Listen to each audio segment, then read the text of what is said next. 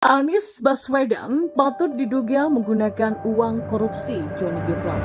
Penahanan Menteri Komunikasi dan Informatika Johnny G. Plate tentu meresahkan banyak pihak.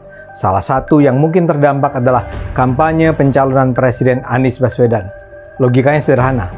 Plate adalah menteri dari Nasdem. Nasdem adalah partai pengusung Anies. Kerugian negara yang diakibatkan kasus korupsi Plate mencapai lebih dari 8 triliun rupiah. Karena itu diduga keras sebagian dari dana yang diduga disedot dari kas negara itu juga mengalir ke proyek-proyek politik Nasdem termasuk pencalonan Anies. Jadi masuknya Johnny ini sebuah pukulan telak ya bagi Nasdem, dan ini pasti akan berdampak juga ke Anies ke depannya.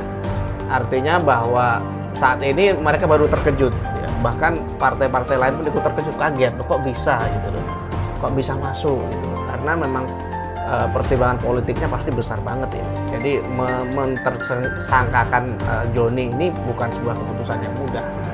Makanya sebelumnya kan seperti ada tarik ulur gitu kan, dipanggil lagi nggak jadi, dipanggil lagi nggak jadi, akhirnya sampai sekarang diputuskan.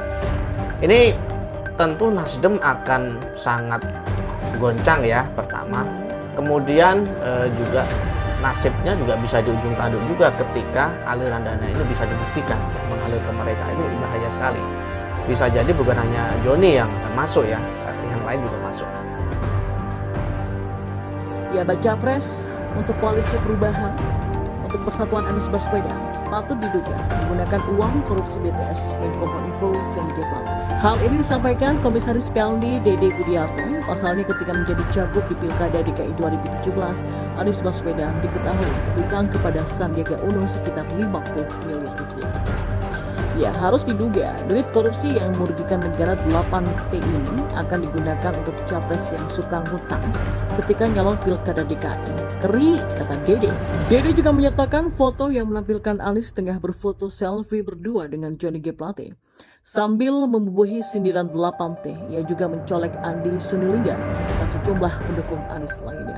Ketua Umum Nasdem Surya Paloh tidak memungkiri kasus yang menjerat Sekjen Johnny G. Plate ini selaku Menkominfo bisa berdampak terhadap upaya partainya untuk mencalonkan Anies Baswedan pada Pilpres 2024. Surya mengatakan langkah partai politik itu dibangun oleh kekuatan persepsi dan keyakinan publik.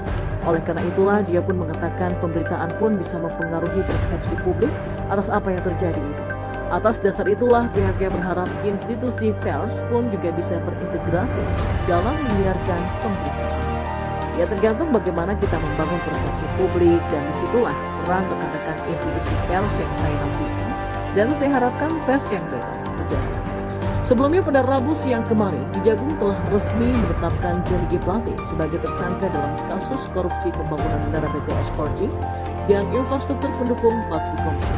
Status tersangka itu memang telah ditetapkan penyidik Jaksa Agung Muda Bidang Tindak Pidana Khusus usai memeriksa Plate. Kasus ini diduga merugikan negara sampai 8 triliun rupiah. Terdiri dari 3 hal, yaitu biaya kegiatan penyusunan kajian pendukung, markup harga, dan juga pembayaran BTS yang belum terbangun. Sebelum itu sudah ada kabar kalau Johnny Plate diduga telah menerima setoran 500 juta per bulannya dari proyek BTS ini. Orang-orang yakin kalau dia cepat atau lambat akan turun. Ternyata hari yang ditunggu pun kemarin telah tiba. Ya, jika kerugian negara mencapai 8 triliun rupiah, maka ini bukan korupsi individu, lebih banyak yang terlibat. Kejagung tidak akan berhenti sampai di mana, tapi akan terus menyusuri siapa lagi yang terlibat. Angka kerugian 8T ini jauh lebih besar dari proyek Hambalang senilai 2,5 triliun rupiah dan telah merugikan negara sebesar 463 miliar rupiah. Bahkan kerugian ini juga lebih besar dari korupsi EKTP yang telah merugikan negara sebesar 2,3 triliun rupiah. Ya, bisa kalian bandingkan sendiri betapa masifnya korupsi proyek BTS ini. Kalau ini perbuatan individu, rasanya tidak mungkin. Terlalu sakti kalau ini melibatkan hanya 1-2 orang saja. Kalau Hambalang saja bisa melibatkan banyak kader Demokrat, seharusnya kasus korupsi BTS ini jauh lebih ramai berkali lipat. Bahkan katanya akan diselidiki apakah ada aliran dana korupsi ke partai. Dan inilah yang bikin ngeri-ngeri sedang. Kalau ternyata nanti ada dana yang mengalir ke partai dan terbukti, maka partai tersebut bisa hancur lebur karena ini sudah dekat dengan Pilpres. Tidak hanya Johnny Plate adalah sebuah kebahagiaan bagi mereka yang selama ini memang tidak suka dengan menteri ini. Selama jadi Menkominfo kerjanya entah apa, banyak kebijakan yang bikin marah rakyat, terutama yang kerjanya berhubungan dengan IT.